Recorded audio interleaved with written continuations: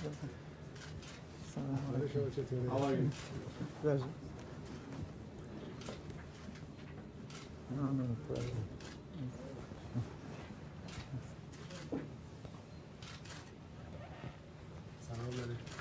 Good morning to everybody.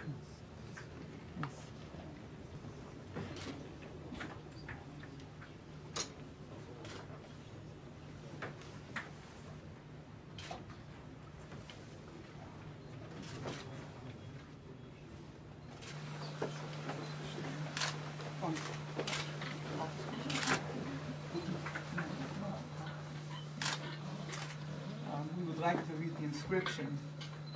May this gift be a token of gratitude for the sweetness and love you have extended to Jews and all mankind.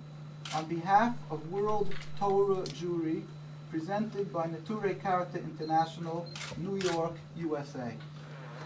The president is of the world leaders who is exemplary in his comprehension and understanding totally the difference between Judaism, the spirituality, the religion, the servitude, and subservience to God, and the antithetical concept of Zionism, which is a materialism, godless in its essence, and a goal just for nationalism, and which is something forbidden clearly and distinctly by the Torah. Judaism